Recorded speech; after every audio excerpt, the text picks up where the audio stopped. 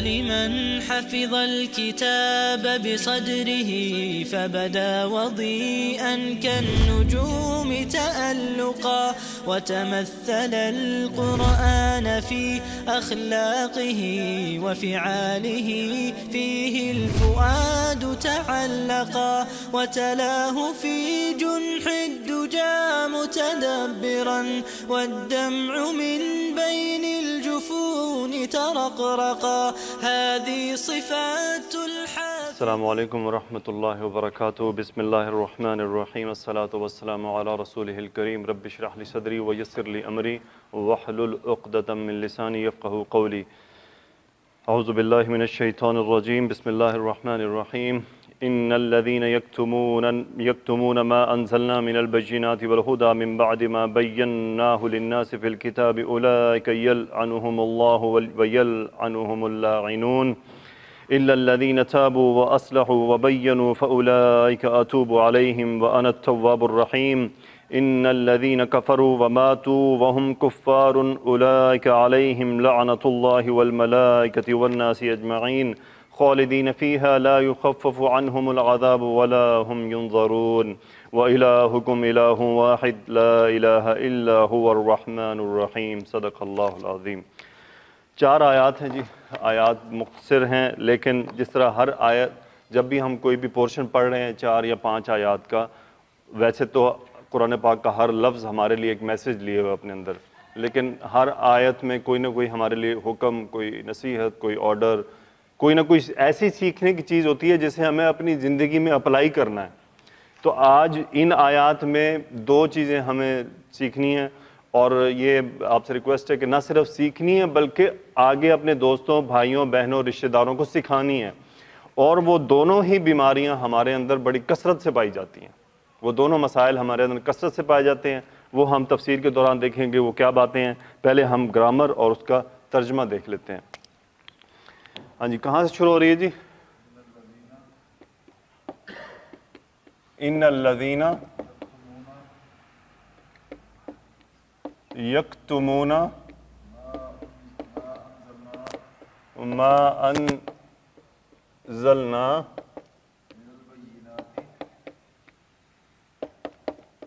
من البینات والہدی یہاں تک. ان حرف تاکید ہے، آپ کو پتہ ہے جس کا مطلب کیا ہوتا ہے یقیناً. اور الذین جو ہے یہ اس میں موصولہ ہے. یقیناً وہ، اب وہ کون ہے؟ کاف تا میم مادہ ہے. کتم یکتم باب نون. میننگ کیا ہوتا ہے اس کا؟ چھپانا. یہ فعل ماضی ہے کہ مضارع؟ مضارع. اور جمع مذکر غائب. یکتمون وہ چھپاتے ہیں. اور ہم اس کا فاعل. ان الذین یکتمون یقیناً وہ لوگ جو چھپاتے ہیں. کیا چھپاتے ہیں؟ ما انزلنا. پہلے انزلنا کی بات کر لیتے ہیں. انزلنا کون سا فعل ہے؟ ماضی یا مضارع؟ ماضی. باب افعال. انزل ینزل نازل کرنا. اور فاعل کون ہے اس کا؟ نحن، یعنی انزلنا ہم نے نازل کیا. اچھا، اب اس ما کا پھر ہم ڈیسیجن کر لیتے ہیں یہ کون سا ہے. ما کون سے ہوتے ہیں؟ یا استفہامیہ، اس کا مطلب ہوتا ہے کیا. دوسرا ہے نفی، نہیں. تیسرا موصولہ، جو. اب آپ کے پاس 3 چوائس ہیں، جو، نہیں اور کیا. اب آپ دیکھیں اس یہاں تک کے ترجمے کو کہ یہ کون سا ہے. دیکھیں وہی مجھے بھی پہلے 2 بار سوال کیا تھا، شاید صدف بھائی نے کیا تھا، کہ ہم کیسے پہچانیں گے کہ یہ ما کون سا ہے. تو آپ کو کانٹیکسٹ بتائے گا کہ یہ کون سا ما ہے. اگر آپ نہیں کریں تو کانٹیکسٹ کو میننگ نہیں بن رہا، اور کیا سے بھی نہیں بن رہا. ایک ہی بن رہا ہے کہ ان الذین یکتمون ما انزلنا. یقیناً وہ لوگ جو چھپاتے ہیں جو ہم نے نازل کیا. کہاں سے نازل کیا؟ من البینات. آیات یہاں پہ محذوف ہے، موصوف معذوف ہے، ڈائریکٹ صفت آئی ہوئی ہے. بیناتن سے بیناتن یعنی واضح آیات. آیاتن یہاں پہ محذوف ہے. من البینات، ان واضح آیات میں سے. اور کیا؟ والہدا. اب یہ ہدا کیا ہے؟ جر ہے، رفع یا نصب ہے؟ جر ہے. کیوں؟ کیونکہ من البینات والہدا، یعنی ہدایت میں سے اور ان واضح آیات میں سے چھپاتے ہیں. آگے کیا ہے جی؟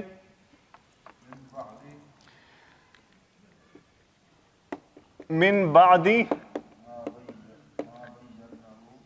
ما بیناہ،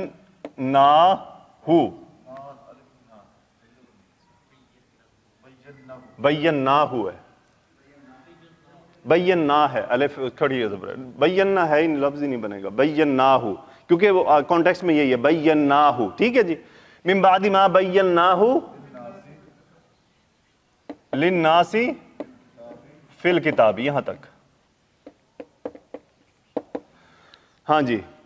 من حرف جر، من بعد ما، بعد آفٹر، اور ما یا نفی کا ہے کہ موصولہ ہے یا کیا موصولہ. من بعد ما، اس کے بعد جو من کی وجہ سے بعد ہی جر چلا گیا. اچھا بیناہ، بینا کون سا فعل ہے، ماضی یا مضارع؟ ماضی. بینا باب تفعیل، بینا یبین، واضح کرنا، ہم نے واضح کیا. بینا نحن فاعل، کسے واضح کیا؟ ہو. اب یہ ہو کیا ہے؟ یہ ما انزلنا. یہ ہو کیا ہے؟ جو نازل کیا گیا ہے، بینات نہیں. ادھر اس پہ ہوگی بات. اگر یہاں ہوتا تو یہ سب مؤنث ہیں، یہ سب کیا ہیں؟ مؤنث ہیں، اور جمع غیر عاقل ہیں. یہاں بیناہا آنا چاہیے تھا. تو بیناہو، تو اس کا مطلب یہ کسی بات کی طرف اشارہ ہے، اور وہ کیا ہے؟ ما انزلنا، جو ہم نے نازل کیا. اب یہاں دیکھیں، اس کے بعد جو ہم نے واضح کیا، کب کس کے لیے واضح کیا؟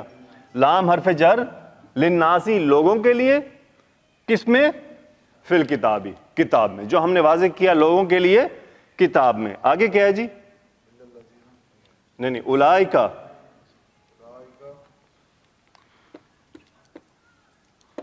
اولائکا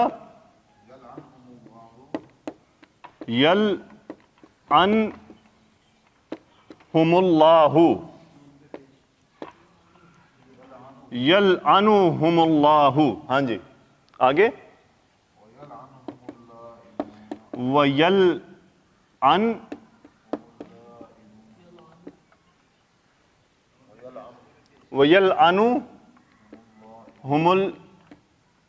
اللَّائِنُونَ.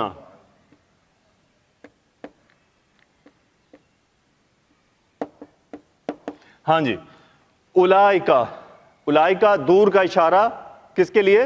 جمع کے لیے. وہ، اب یہ ہے مبتدا آپ کا، ٹھیک ہے. یہ کیا ہے؟ مبتدا، اور آگے آ رہی ہے اس کی خبر.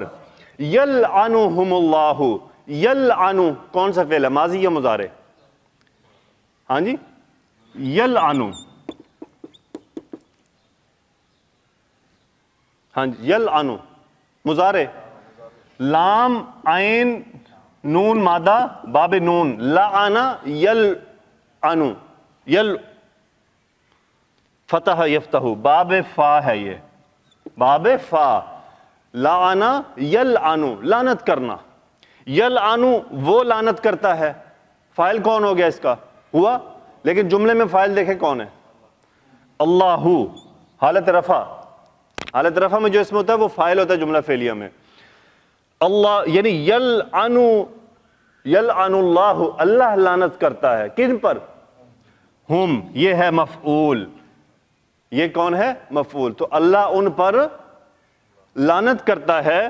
واو عطف کا، یعنی مزید اور کون ہے؟ یلعنہم اللاعنون، سیم یلعنہم ہے، لیکن اس کا فاعل کون ہے اس جملے میں؟ لاعنون، لاعنون. دیکھیں لاعنن واحد، ایک لعنت کرنے والا اسم الفاعل کا صیغہ ہے، اور جمع مذکر سالم لاعنون حالت رفع میں، لاعنون واو نون جمع کی نشانی. سو یہ فاعل ہے کس کا؟ یلعنو. اور جب جمع آپ کا اسم ظاہر ہو جائے فاعل، تو پھر بھی واحد کا صیغہ ہی یوز ہوتا ہے. یہ قاعدہ پکا ہے فعل کا. سو وَيَلْعَنُهُمُ اللَّائِنُونَ، اور ہم پھر مفعول، کہ ان پر اور کون ہے؟ لعنت کرنے والے بھی لعنت کرتے ہیں. یعنی لعنت در لعنت ہوتی ہے. اس آیت میں ہم سیکھیں گے کہ لعنت کس پہ کی جا سکتی ہے، کس پہ نہیں کی جا سکتی، اور لعنت کے بارے میں کتنا سخت قاعدہ ہے، قانون ہے. ہم تو منہ اٹھا کے ایسے ہی کہہ دیتے ہیں نا، یہ تو ہمیں پتہ چلے گا ادھر جا کے، جب ہماری کتاب میں کھولیں گی کہ کس کس کو لعنت دیتے پھرے تم۔ لعنت کے بارے میں تو انتہائی سخت قاعدہ ہے دین کا، انتہائی سخت قاعدہ ہے، لیکن ہمارے ہاں تو اتنا مذاق اڑایا جاتا ہے، اس کا منہ اٹھے ایسے فلاں پہ لعنت، فلاں پہ لعنت، حتیٰ کہ کافر کو بھی لعنت کی اجازت نہیں ہے۔ جب کافر کو لعنت کی اجازت نہیں ہے تو پھر مسلمان کی تو بات ہی کچھ اور ہے۔ میں تفسیر میں پڑھ رہا تھا کہ مسلمان فاسق ہو، بدترین آدمی ہو، گناہ گار سے گناہ گار آدمی ہو، اس کو لعنت کرنا جائز نہیں ہے۔ ہمارے ہاں تو منہ اٹھتے ایسے ہی جیسے یہ مفت کی چیز مل رہی ہے نا، اور اگر آپ سمجھائیں تو کہتے جی پھر اور کی کریے۔ اللہ اکبر، یہ تو ساری باتیں ادھر جا کے پتہ چلیں گی جب پرچے کھلیں گے نا۔ ہاں جی تمہیں بڑا لعنتیں بانٹنے کا شوق تھا نا، اور لعنت کے بارے میں سیدھی سی حدیث ہے کہ لعنت کرنے، جو لعنت کر رہا ہوتا ہے اور جس پہ لعنت کر رہا ہے، اگر وہ قابل لعنت نہیں ہے تو وہ لعنت پلٹ کے اسی پہ آتی ہے۔ تو مسلمان تو قابل لعنت ہے ہی نہیں، تو پھر اس کا مطلب وہ تمام مسلمانوں کو دی گئی لعنتیں اسی کی طرف لوٹ کے آ رہی ہیں، پہلی بات۔ دوسری بات، پھر لعنت کا مطلب یہ ہوتا ہے رحمت سے دوری، کہ اللہ کی رحمت سے دوری۔ اب دوسروں کو بد دعائیں دیتا دیتا اپنے اوپر لے رہا ہے انسان۔ لعنت کے بارے میں انتہائی سخت ہے، اور ہمارے والدین، ہمارے معاشرے میں والدین کی بڑی ایک عادت ہے کہ بچوں کو ایسی لعنتیں دیتے رہتے ہیں۔ رسول اللہ صلی اللہ علیہ وسلم نے بڑی سختی سے منع فرمایا تھا والدین کو کہ اپنے بچوں کو بد دعائیں نہ دیا کرو، تو یہاں تو لعنتیں دیتے ہیں۔ یہ وہی بات ہے، وہ علم نہیں ہے، کئیوں کو علم بھی ہے لیکن وہ اس کو سمجھتے ہیں حد کو عام سی بات ہے، کر دیتے ہیں۔ تو اللہ تعالیٰ سے پناہ مانگنی چاہیے، اللہ تعالیٰ سے دعا کرنی چاہیے کہ یا اللہ جو ہم علم سیکھتے ہیں اس میں ہمیں عمل کی توفیق عطا فرما، نہ صرف خود عمل کرنے کی بلکہ آگے پھیلانے کی بھی۔ آگے کیا ہے جی؟ اب الا الذین کیا جا رہا ہے، کیا مطلب؟ الا، دیکھیں لعنت پڑ رہی ہے اولئک یلعنہم اللہ ویلعنہم اللاعنون، الا سوائے ان لوگوں کے، الا الذین، اچھا جی الا استثناء ہو گیا، اور الذین وہ لوگ، موصولہ آگے کیا ہے؟ اچھا وہ کون سے لوگ ہیں؟ دیکھیں اللہ تعالیٰ نے ہمیں کس طرح سے ہمیں باتوں کو سکھایا سمجھایا۔ تابوا واصلحوا وبینوا، ہاں جی، تابا یتوبو، تا واو با مادہ، تابا یتوبو فعل ماضی، تابو جنہوں نے توبہ کی، ہم اس کا فاعل، واو عطف کا، وَأَصْلَحُوا، اصلح یصلح اصلاح کرنا، وَأَصْلَحُوا اور جنہوں نے اصلاح کی۔ اچھا یہاں دیکھیں تابو انہوں نے توبہ کی، اور اصلاح بھی کس کی؟ اپنی کی، توبہ بھی کی اور خود اپنی اصلاح کی۔ وَبَيَّنُوا، بَيَّنَ يُبَيِّنُ باب تفعیل، بَيَّنُوا فعل ماضی جمع مذکر غائب، بَيَّنُوا انہوں نے واضح کیا، کس کو واضح کیا؟ ما انزلنا کو، کیا کیا جی؟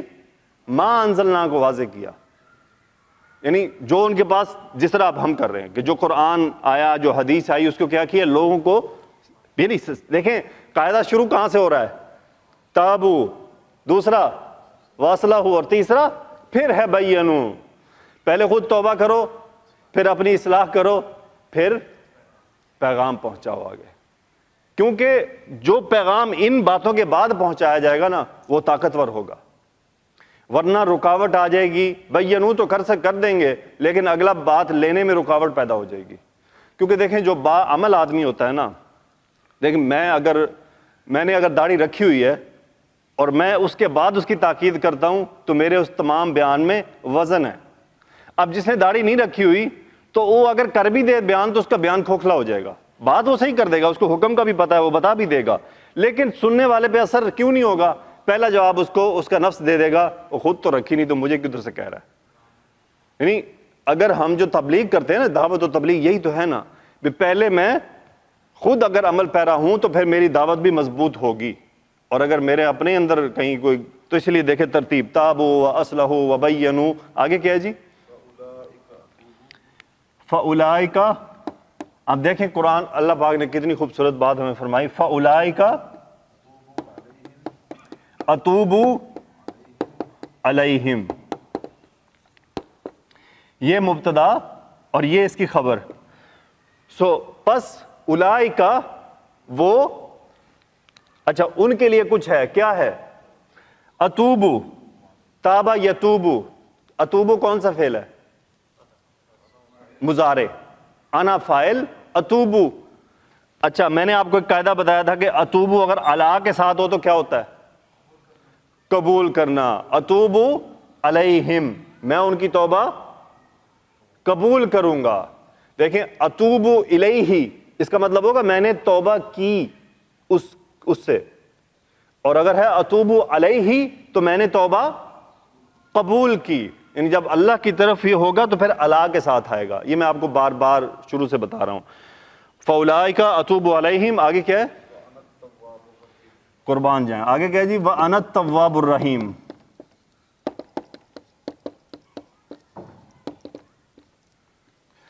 تھا کیا؟ انا تواب رحیم، میں توبہ قبول کرنے والا، رحم کرنے والا ہوں، بہت رحم کرنے والا ہوں. اور یہ کیا ہے؟ وَأَنَا التَّوَّابُ الرَّحِيمُ. ہاں جی، وَأَنَا التَّوَّابُ الرَّحِيمُ. نہیں، اور میں ہی توبہ قبول کرنے والا، رحم کرنے والا ہوں، بہت رحم کرنے والا ہوں. یہ دونوں حالت رفع میں آ رہے ہیں، اور یہ اسی انا کی صفات ہیں دونوں، کہ میں کیسا ہوں؟ توبہ قبول کرنے والا، بہت رحم کرنے والا ہوں. آگے کیا ہے جی؟ ان الذین،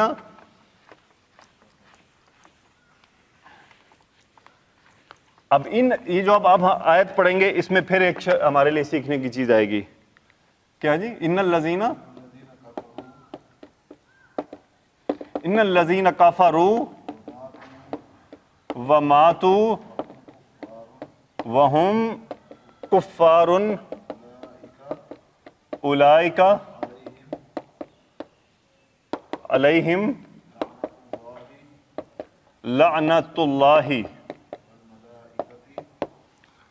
والملائکۃ والناس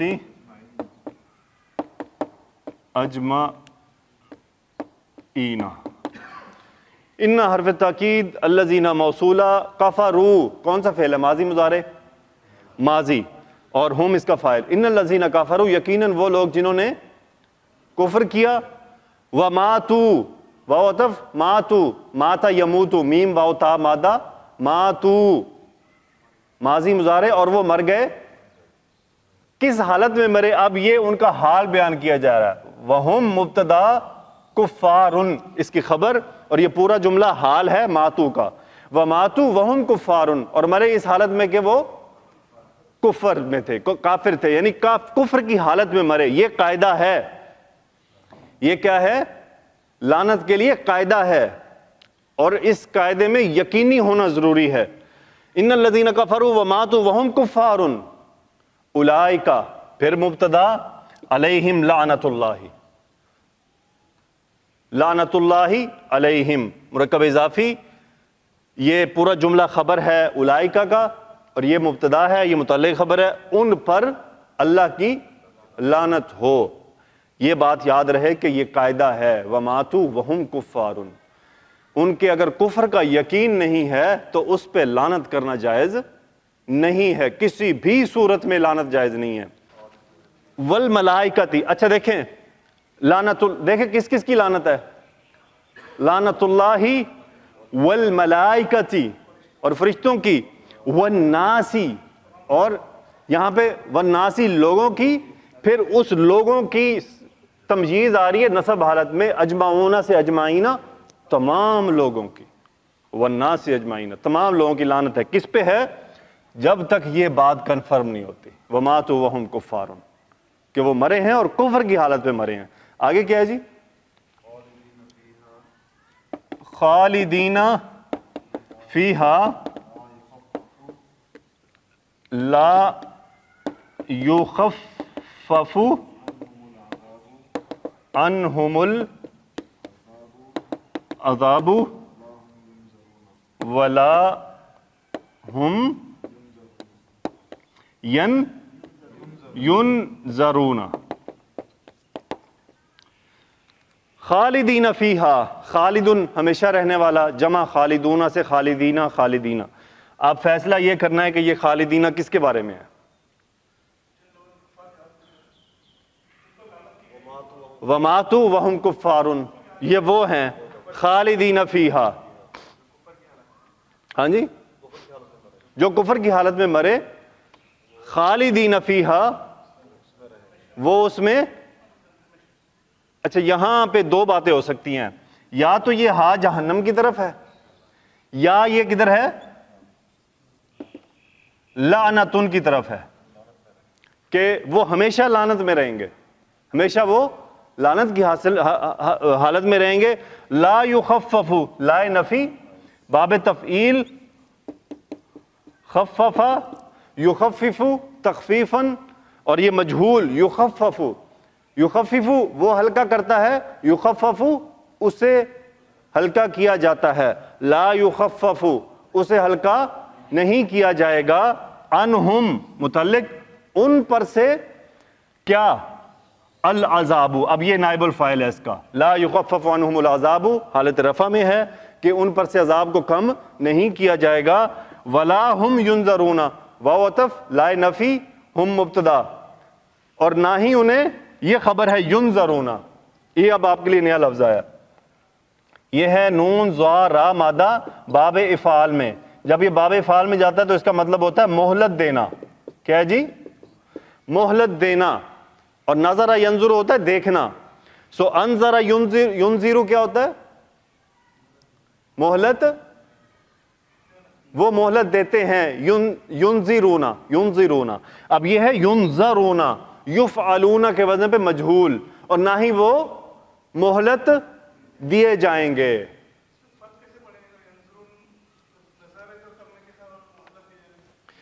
یہ شروع میں جو پیش آ رہا ہے دیکھیں، نظرہ ینظرو اور انظرہ ینظرو، باب کا ڈیفرنس ہے. یہ سنگل نون پہ آئے گا تو دیکھنے کے میننگ میں ہے، اور اگر یہ اس باب میں آئے گا تو پھر مہلت دینے کے میننگ میں ہے. ہاں جی، نہیں، ولا ہم ینظرون، اور نہ ہی انہیں مہلت دی جائے گی. آگے کیا ہے جی؟ آسان سا مختصر سا لیکن بڑا مضبوط.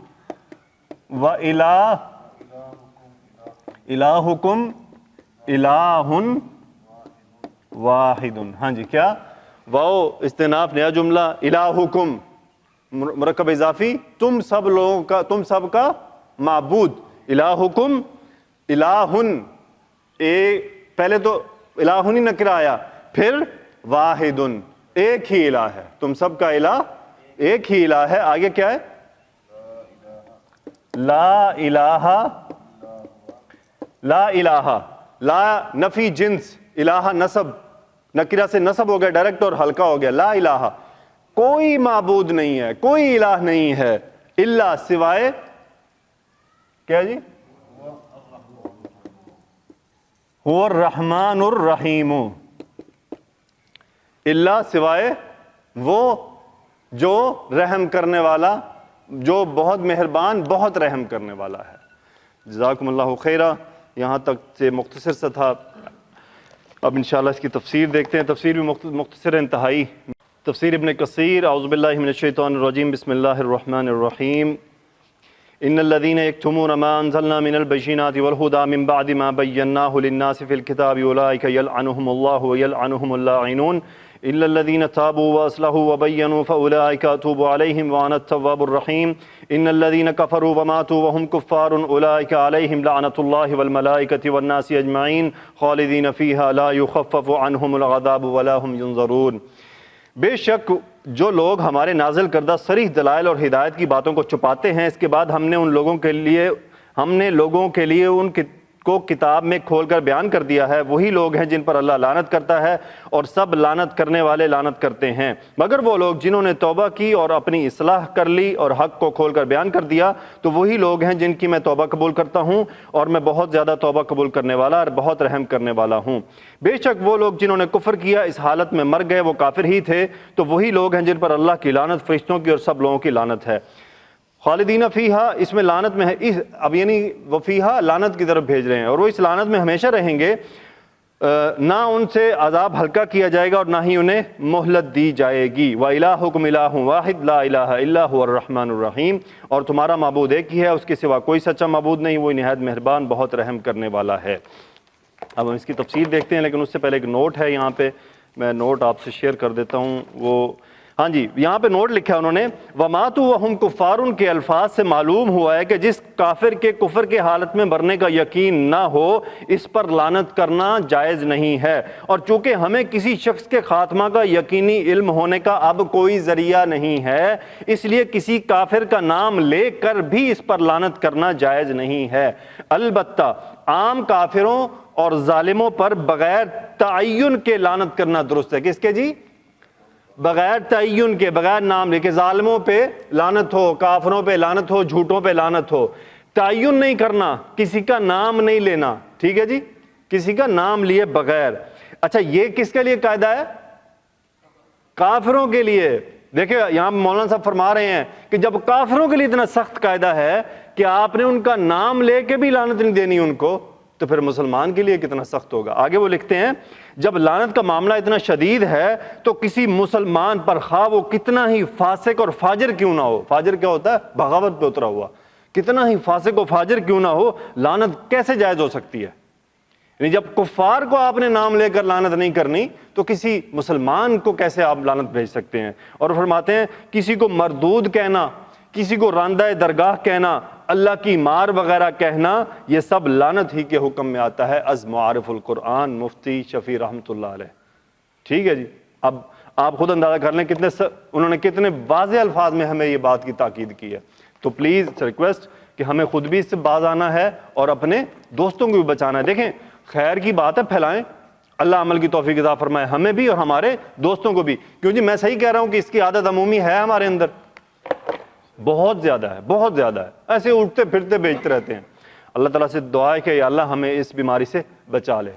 دینی احکام چھپانے والوں کے لیے دائمی لعنت، یہ وعید شدید اس شخص کے لیے ہے جو صحیح مقاصد کے لیے انبیاء کرام کے لائے ہوئے روشن دلائل اور دلوں کے لیے نفع بخش ہدایت کو چھپائے، جبکہ اللہ تعالیٰ نے اسے اپنے بندوں کے لیے ان کتابوں میں واضح فرما دیا جنہیں اس نے اپنے رسولوں پر نازل فرمایا تھا۔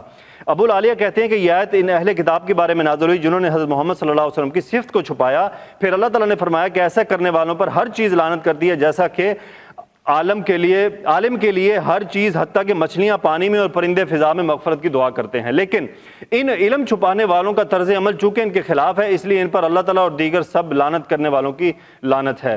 ایک مسند حدیث میں ہے جس کے بعض طرق بعض کے لیے باعث تقویت ہیں، تو ابو ہریرہ رضی اللہ تعالیٰ عنہ اور دیگر صحابہ سے مروی ہے کہ رسول اللہ صلی اللہ علیہ وسلم نے فرمایا جس سے علم کے بارے میں پوچھا جائے اور وہ اسے چھپائے تو اسے روز قیامت جہنم کی آگ کی لگام پہنائی جائے گی۔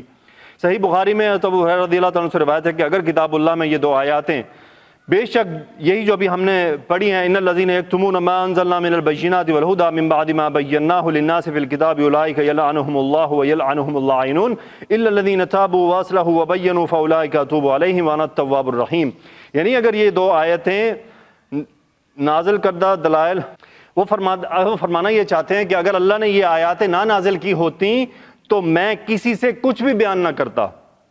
یعنی ابو ہریرہ رضی اللہ تعالیٰ فرماتے ہیں کہ اگر اللہ نے یہ دو آیات نازل نہ کی ہوتی تو میں کیا کرتا؟ کسی سے کوئی علم کی بات نہ کرتا، کوئی حدیث نہ سناتا، لیکن چونکہ یہ دو آیات آ گئیں تو اب احادیث جن کو معلوم تھی ان کا بتانا ان پہ لازم ہو چکا تھا۔ مجاہد فرماتے ہیں کہ جب زمین میں قحط سالی کی حالت ہو تو جانور کہتے ہیں کہ یہ گناہگار آدمی بنی آدم کی وجہ سے ہے، اللہ تعالیٰ نافرمان انسانوں پر لعنت فرمائے۔ یعنی اگر قحط سالی کی حالت ہو تو جانور بنی آدم کے لیے بد دعا کرتے ہیں کہ یہ ان کے گناہوں کی سزا ہمیں بھی مل رہی ہے۔ ابو العالیہ ربیع بن انس اور قتادہ فرماتے ہیں کہ ویلعنهم اللاعنون، اور تمام لعنت کرنے والے لعنت کرتے ہیں کہ مانی فرشتے اور مومن ان پر لعنت کرتے ہیں۔ حدیث میں آیا ہے بلا شبہ عالم کے لیے انسان آسمان اور زمین میں ہر چیز، مچھلیاں پانی کے اندر بخشش کی دعا کرتی ہیں، اور اس آیت کریمہ میں ہے کہ علم چھپانے والے پر اللہ تعالیٰ فرشتے اور تمام لوگ لعنت کرتے ہیں، اور دیگر تمام لعنت کرنے والے بھی خواہ وہ بازبان ہوں یا بے زبان، زبان قال سے ہو یا زبان حال سے، اور قیامت کے دن بھی ان پر لعنت کریں گے۔ واللہ اعلم بالصواب۔ پھر اللہ تعالیٰ نے ان میں سے توبہ کرنے والوں کو مستثنا قرار دے دیا، الا الذین تابوا واصلحوا وبینوا، یعنی جن لوگوں نے اپنی سابقہ زندگی کے گناہوں سے رجوع کر لیا، اپنے اعمال اور احوال کی اصلاح کر لی، اور جسے پہلے وہ چھپاتے تھے اسے لوگوں کے سامنے واضح کر دیا، فاولئک اتوب علیہم وانا التواب الرحیم، تو میں ان کے قصور معاف کر دیتا ہوں اور میں بڑا معاف کرنے والا، رحم کرنے والا ہوں۔ یہ آیت کریمہ اس بات کی دلیل ہے کہ جب کوئی کفر و بدعت کا داعی بھی توبہ کر لے تو اللہ تعالیٰ اس کی توبہ قبول فرما لیتا ہے، لیکن جو کفر کی روش اختیار کریں اور تادم واپسی کفر ہی پر قائم رہے، علیہم لعنت اللہ والملائکۃ والناس اجمعین خالدین فیہا، تو ایسوں پر اللہ کی لعنت، فرشتوں کی اور سب لوگوں کی لعنت ہے، وہ ہمیشہ اسی لعنت میں گرفتار رہیں گے، یعنی قیامت کے دن تک ان پر لعنت برستی رہے گی، پھر جہنم کی آگ بھی ان کے ساتھ ہو جائے گی۔ لا یخفف عنہم العذاب، اور نہ ان سے عذاب ہلکا کیا جائے گا، ولا ہم ینظرون، اور نہ ہی انہیں کچھ مہلت ملے گی، یعنی لمحہ بھر کے لیے بھی ان سے لعنت کو ختم نہیں کیا جائے گا، بلکہ ہمیشہ ہمیشہ تواتر اور تسلسل کے ساتھ ان پر لعنت برستی رہے گی۔ فنعوذ باللہ من ذالک، کافروں پر لعنت کا جواز، کفار پر لعنت کے جواز میں کوئی اختلاف نہیں۔ عمر بن خطاب رضی اللہ تعالیٰ عنہ اور آپ کے بعد ائمہ قنوت وغیرہ میں کفار پر لعنت کیا کرتے تھے۔ ہاں البتہ کسی معین کافر کے بارے میں علماء کی ایک جماعت کا مذہب یہ ہے کہ اس پر لعنت نہ کی جائے، کیونکہ ہمیں یہ نہیں معلوم کہ اللہ تعالیٰ اس کا خاتمہ کس حال پر فرمائے گا۔ ایک دوسری جماعت کا قول یہ ہے کہ کسی معین کافر پر لعنت کرنا بھی جائز ہے، کیونکہ اس نشہ باز کے قصے میں مذکور ہے جسے نشہ کی وجہ سے بار بار حد لگائی گئی تھی، اور ایک شخص نے کہہ دیا تھا کہ اللہ تعالیٰ اس پر لعنت کرے، کس قدر کثرت سے اسے پکڑ کر لایا گیا تو رسول اللہ صلی اللہ علیہ وسلم نے فرمایا کہ اس پر لعنت نہ کرو، کیونکہ یہ شخص اللہ اور اس کے رسول صلی اللہ علیہ وسلم سے محبت کرتا ہے۔ یہ حدیث اس بات کی دلیل ہے کہ جسے اللہ اور اللہ کے رسول سے محبت نہ ہو تو اس پر لعنت کی جا سکتی ہے۔ آگے تو اس میں اب کیا ہے کہ دو پورشن ہے، اکثر علماء کی جو جماعت ہے وہ کافر کو بھی معین طور پر لعنت کرنے کے حق میں نہیں ہے، جبکہ کچھ علماء کی جماعت یہ ہے کہ وہ اس حدیث کے پیش نظر کہتے ہیں کہ اگر یہ یقینی صورتحال ہو، کوئی اللہ اور اللہ کے رسول کی گستاخی کرے تو پھر اسے لعنت کرنا جائز ہے۔ آگے جی اس کی تفسیر آخری آیت کی، وَإِلَٰهُكُمْ إِلَٰهٌ وَاحِدٌ لَا إِلَٰهَ إِلَّا هُوَ الرَّحْمَٰنُ الرَّحِيمُ، اللہ تعالیٰ بیان فرما رہا ہے وہ اپنی الوہیت میں اکیلا ہے، اس کا کوئی شریک نہیں، کوئی ساجھی نہیں، بلکہ وہ اللہ واحد یکتا احد ہے، بے نیاز ہے، اس کے سوا کوئی معبود نہیں، وہ بڑا مہربان اور رحم فرمانے والا ہے۔ اللہ تعالیٰ کے ان دو پاک ناموں رحمان اور رحیم کی تفسیر سورہ فاتحہ کے شروع میں بیان کی جا چکی ہے، اور شہر بن حوشب کی حدیث میں ہے جسے انہوں نے اسماء بنت یزید بن سکن سے روایت کیا ہے کہ رسول اللہ صلی اللہ علیہ وسلم نے فرمایا کہ اللہ تعالیٰ کا اسم اعظم ان دو آیات میں ہے، وَإِلَٰهُكُمْ إِلَٰهٌ وَاحِدٌ لا الہ الا هو الرحمن الرحیم، اور تمہارا معبود ایک ہی معبود ہے، اس کے سوا کوئی سچا معبود نہیں، وہ نہایت مہربان ہے، بہت رحم کرنے والا ہے۔ الف لام میم، اللہ لا الہ الا هو الحی القیوم، وہ اللہ ہے، اس کے سوا کوئی سچا معبود نہیں، وہ زندہ ہے، سب کو سنبھالنے والا ہے۔ یہ اسم اعظم کے بارے میں آپ جانتے ہیں؟ ہاں جی، اسم اعظم ایک ایسا ہے اللہ کا اسم جس کو آپ اگر دعا میں استعمال کریں تو اس دعا کی قبولیت جو ہے وہ یقینی ہو جاتی ہے۔ تو اسم اعظم کے بارے میں آپ نے کبھی، جو کچھ لوگ ایسے ہیں جو بڑے یعنی کیا کہتے ہیں اس کو، ڈرامے باز ٹائپ، یہ عامر ٹائپ لوگ نا، یہ کہتے ہوتے ہیں ہمارے پاس اسم اعظم ہے، کیا ہے جی ہمارے پاس اسم اعظم ہے، وہ کوئی انوکھا اسم اعظم ہے۔ اسم اعظم کی بڑی واضح احادیث موجود ہے جن میں اسم اعظم کا تذکرہ ہے کہ اس میں اسم اعظم موجود ہے، جس طرح اسی آیت میں وَإِلَٰهُكُمْ إِلَٰهٌ وَاحِدٌ لَا إِلَٰهَ إِلَّا هُوَ الرَّحْمَٰنُ الرَّحِيمُ، اب وہ رحیم بھی ہو سکتا ہے، رحمان بھی ہو سکتا ہے، اور وہ الہ بھی ہو سکتا ہے، تو وہ کوئی بھی ہو سکتا ہے ان میں سے۔ اس لیے ایک حدیث میں آپ سے شیئر کروں گا جس میں باقاعدہ ایک دعا ہے، اور اس میں آپ نے فرمایا تھا کہ اس میں اسم اعظم موجود ہے۔ اسم اعظم کے متعلق کافی احادیث ہیں، تو جو آدمی اس دعا میں اسم اعظم استعمال کرتا ہے تو اللہ تعالیٰ سے قوی امید اور یقین بڑھ جاتا ہے کہ دعا کی قبولیت جو ہے وہ طاقتور ہو جاتی ہے۔ یعنی یہ وہ یوں سمجھ لیں کہ آپ کسی افسر کے پاس جاتے ہیں اور کچھ ایسے انداز اپناتے ہیں کہ آپ جو ریکویسٹ لے کر گئے ہیں اس پہ عمل کی آپ کو امید ہوتی ہے، اگر میں یہ الفاظ کہوں گا تو امید ہے کہ میرا کام ہو جائے گا۔ تو اللہ تعالیٰ سے بھی مانگنے کے بڑے طریقے ہیں، اور وہ اللہ تعالیٰ نے اپنے نبی صلی اللہ علیہ وسلم کے ذریعے ہمیں سکھائے ہیں کہ مانگا کیسے جاتا ہے۔ علماء صحیح فرماتے ہیں ہمیں تو مانگنا بھی نہیں آتا، ہمیں تو صحیح طرح مانگنے کے آداب بھی نہیں پتہ۔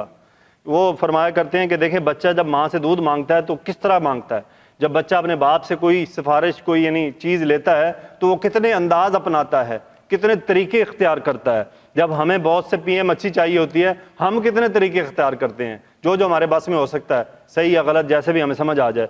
تو اللہ سے مانگنے کے بھی اسی طرح۔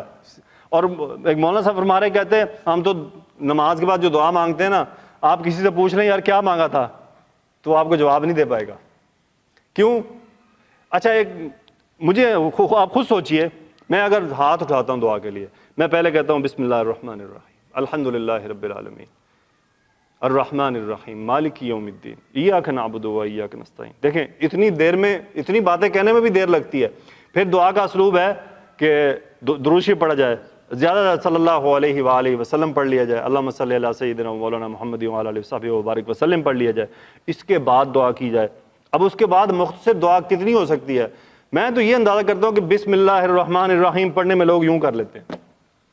کیا مانگتے ہوں گے؟ کیا دل کا کنیکشن ہے؟ دعا تو ایک دل کا کنیکشن کا نام ہے اللہ سے، کہ اللہ سے ایک رابطہ کریٹ کیا جائے، اور وہ رابطہ کریٹ کرنے کے لیے پہلے اس کو واسطے دیے جائیں، پہلے اس کی تعریف کی جائے. یہی طریقہ ہے نا کہ پہلے رب کی تعریف تو کر لو. اس کی تعریف کرنے کے ہم قابل نہیں ہیں، ہمارے پاس الفاظ ہی نہیں ہیں. یہ سارے سمندر کی سیاہیاں پانی سیاہی بن جائے تو سیاہیاں ختم ہو جائیں گی، لیکن رب کی تعریف نہیں ہو سکتی. لیکن پھر بھی اگر مجھے کچھ چاہیے اپنے لیے تو مجھے اپنی استطاعت کے مطابق تو تعریف کرنی چاہیے نا. تو اس کے لیے مجھے اللہ کے نام یاد کرنے چاہیے. یعنی تعریف کیا ہے؟ اللہ کے تمام نام اللہ کی تعریف ہیں. اللہ کے ناموں کا اللہ کو واسطہ دینا چاہیے. یا اللہ تجھے تیری ان ناموں کا واسطہ، میری جو ہے بات سن لے. دیکھیں ہم میں سے ہر آدمی کسی نہ کسی مسئلے کا شکار ہوتا ہے. کوئی بھی ایسا آدمی نہیں جو یہ دعویٰ کر دے مجھے کوئی مسئلہ نہیں ہے، کوئی بھی نہیں کر سکتا. کسی نہ کسی قسم کا کوئی نہ کوئی پرابلم ضرور ہر آدمی کو ہے. تو اس پرابلم کو کرنا حل کس نے کرنا ہے؟ اللہ نے. اور جب اللہ سے ہم نے پرابلم حل کروانی ہے تو اس کا طریقہ بھی تو آنا چاہیے نا، کہ ایسا ہو کہ بس اللہ کہے کہ آج میں اپنے بندے سے بڑا خوش ہوں، آج اس کی مسئلہ پورا کر دیا جائے. تو جزاکم اللہ خیرہ. انشاءاللہ کل ہم ملیں گے عشاء کی نماز کے بعد، ظہر کے بعد انشاءاللہ. ٹھیک ہے جی، کل بھی ظہر کے بعد. سبحانک اللہم و بحمدک نشہد ان لا الہ الا انت نستغفرک و نتوب الیک. اللہم صلی علی سیدنا مولانا محمد وعلی آلہ وصحبہ وبارک وسلم. آمین.